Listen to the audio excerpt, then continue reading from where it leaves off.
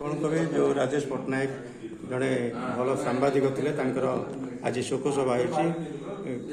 कहे देखो आज बालाचुंडी प्रेस क्लब तरफ आम स्वर्गत राजेश पट्टनायक गजपति जिलार तथा काशीनगर ब्लॉक जड़े वरिष्ठ सांबादिक थे वियोग शोकसभा आज आयोजन होठारे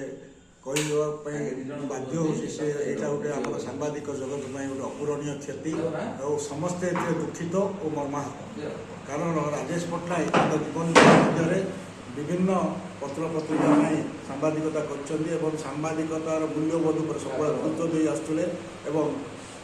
लोकों सेवार लोकंर जमी उपकार हम से भाया न्यूज को सी बेसी गुरुत्व दूसरे सांबादिकतार से बहुत लोकों पाखे ग्रहणीय भी हो पारे कि दुखर विषय सी आज आम गहन नहांती अकस्मात अल्प बयस स्वर्गप्राप्ति होती से पाड़ा प्रेस क्लब समस्त सदस्य बहुत दुखित और मर्माहत।